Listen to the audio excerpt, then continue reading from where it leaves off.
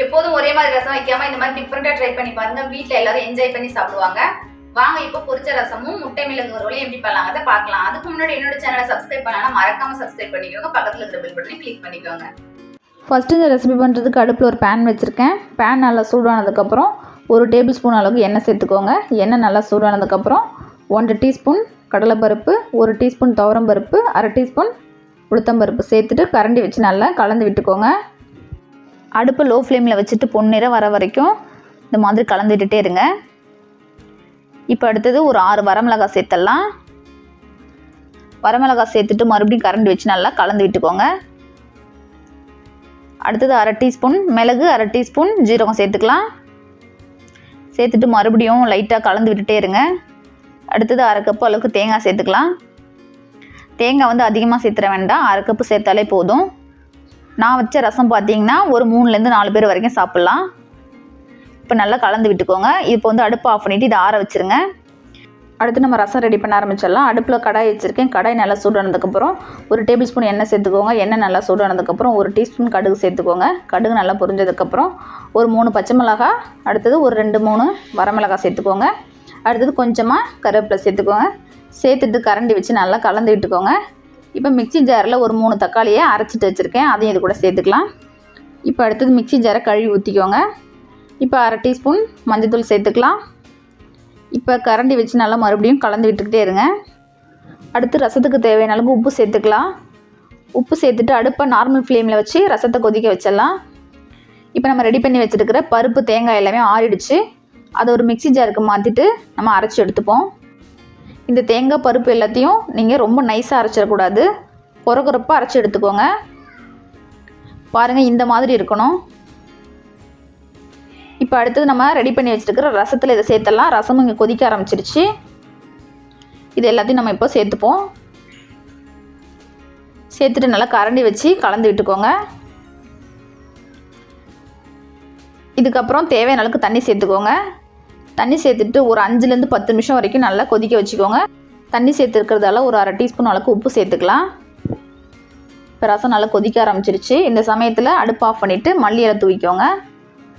அவ்வளோதாங்க, சூப்பரான கமகமான பொரிச்ச ரசம் நமக்கு ரெடி ஆயிடுச்சு. அடுத்தது முட்டை மிளகு வறுவல் எப்படி பண்ணலாங்கிறத பார்க்கலாம். அதுக்கு அடுப்பில் ஒரு பேன் வச்சுருக்கேன். பேன் நல்லா சூடானதுக்கப்புறம் ஒரு 1/2 டேபிள் ஸ்பூன் அளவுக்கு எண்ணெய் சேர்த்துக்கோங்க. எண்ணெய் நல்லா சூடானதுக்கப்புறம் ஒரு 1/2 டீஸ்பூன் மஞ்சள்தூள் சேர்த்துக்கோங்க. அடுத்தது நம்ம வேக வச்சு கட் பண்ணி வச்சுருக்கிற முட்டையை அது கூட சேர்த்துடலாம். இப்போ முட்டை எல்லாத்தையும் சேர்த்தாச்சு. இப்போது லைட்டாக எல்லாத்தையும் திருப்பி விட்டுக்கோங்க. இந்த சமயத்தில் அடுப்பு வந்து ஃபுல்லாக லோ ஃப்ளேமில் தான் இருக்கணும். இப்போ முட்டை நல்லா ஃப்ரை ஆகிடுச்சு. அது ஒரு பிளேட்டுக்கு நம்ம இப்போ மாற்றி வச்சிடலாம். முட்டை எல்லாத்தையும் பிளேட்டுக்கு மாற்றிட்டு அதே எண்ணெயில் ஒரு பெரிய வெங்காயத்தை கட் பண்ணிவிட்டு சேர்த்துக்கோங்க. அடுத்தது கொஞ்சமாக கருவேப்பிலை சேர்த்துக்கோங்க. இப்போ அடுத்தது ஒரு 5-6 பச்சை மிளகாவை சேர்த்துக்கோங்க கட் பண்ணிவிட்டு. சேர்த்துட்டு கரண்டி வச்சு நல்லா கலந்து விட்டுக்கோங்க.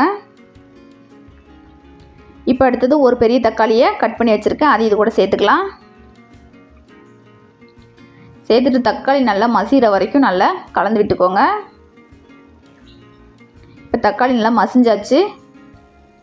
இப்போ அடுத்து அதுக்கு தேவையான அளவுக்கு மசாலா பொருட்கள் சேர்த்துடலாம். 1/2 டீஸ்பூன் ஜீரகத்தூள் சேர்த்துக்கோங்க. அடுத்தது 1/2 டீஸ்பூன் மிளகுத்தூள் சேர்த்துக்கோங்க. அடுத்தது 1/2 டீஸ்பூன் மல்லித்தூள் சேர்த்துட்டு மசாலாவோட பச்சை வாசனை போகிற வரைக்கும் நல்லா கலந்து விட்டுக்கோங்க. நீங்கள் வந்து காரம் கொஞ்சம் அதிகமாக சாப்பிடுவீங்கன்னா மிளகுத்தூளை வந்து கொஞ்சமாக அதிகப்படுத்திக்கலாம். நான் வந்து 1/2 டீஸ்பூன் தான் சேர்த்துருக்கேன். இப்போ கொஞ்சமாக உப்பு சேர்த்துக்கலாம். உப்பு சேர்த்துட்டு நல்லா மறுபடியும் கரண்டி வச்சு நல்லா கலந்து விட்டுக்கோங்க. இப்போ மசாலாவோட பச்சை வாசனை எல்லாம் ஃபுல்லாக போயிடுச்சு. அடுத்து கொஞ்சமாக தண்ணி சேர்த்துக்கோங்க.